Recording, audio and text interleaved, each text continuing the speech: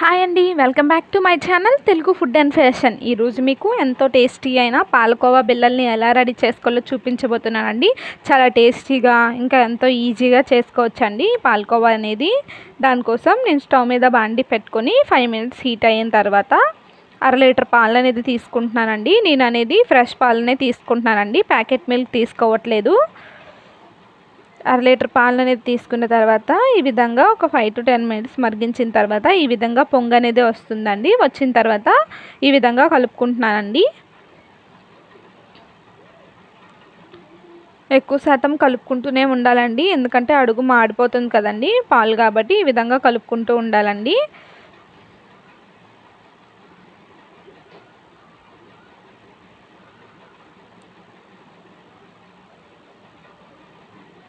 Side అంటే మీగడ అనేది వస్తుంది కాబట్టి ఆ మీగడని తీసుకుంటూ సపరేట్ చేసుకుంటూ పాలల్లోకి మిక్స్ చేసుకుంటూ ఈ విధంగా కలుపుకోవాలండి. 5 to 10 మినిట్స్ తర్వాత ఈ విధంగా పాలు అనేది కొంచెం ఇంకుతాయండి. ఇంకిన తర్వాత కూడా ఈ మీగడని సపరేట్ చేసుకుంటూ బాగా కలుపుకోవాలండి, మిక్స్ చేసుకుంటూ కలుపుకోవాలండి.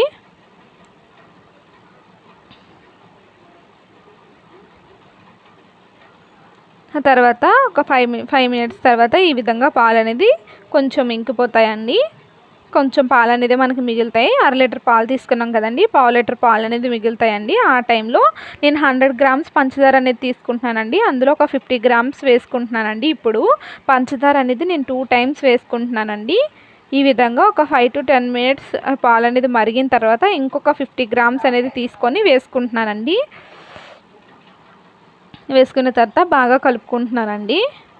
మీరు కావాలంటే 100 గ్రామ్స్ అనేది ఇంకిపోయే ముందు కూడా వేసుకోవచ్చండి, ప్రాబ్లం ఏం లేదు.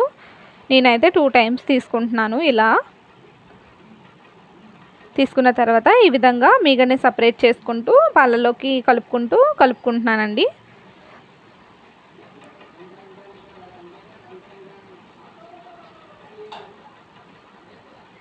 చూసారు కదా, ఈ విధంగా మళ్ళీ పొంగు వస్తుందండి. ఈ విధంగా వచ్చేటప్పుడు మనం ఏం చేయాలంటే స్టవ్ని సిమ్లో పెట్టుకొని ఈ విధంగా కలుపుకోవాలండి.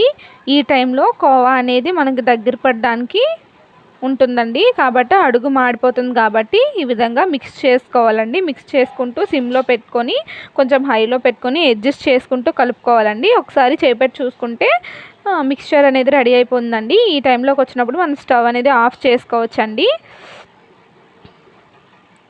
చూసారు కదా, ఈ విధంగా కోవా మిక్స్చర్ అనేది ఈ విధంగా రావాలండి.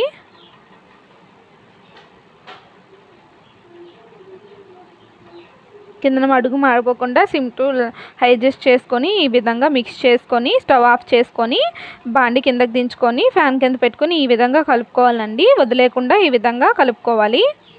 కలుపుకున్న తర్వాత ఒక 5 to 10 మినిట్స్ తర్వాత కోవా మొత్తం చల్లారిపోయిన తర్వాత చేతికి నెయ్యి రాసుకొని ఈ విధంగా ఉండల్లా చేసుకొని మీకు నచ్చిన షేప్లో మీరు అడ్జస్ట్ చేసుకొని కోవా బిళ్ళల్ని రెడీ చేసుకోవచ్చండి. చూసారు కదా, ఈ విధంగా నేను పెట్టుకుంటున్నానండి.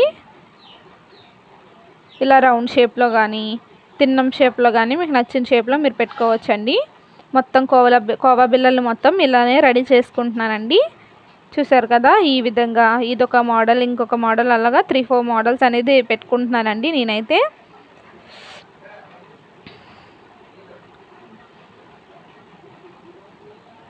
మొత్తం కోవా బిళ్ళల్ని ఈ విధంగా రెడీ చేసుకుంటున్నానండి.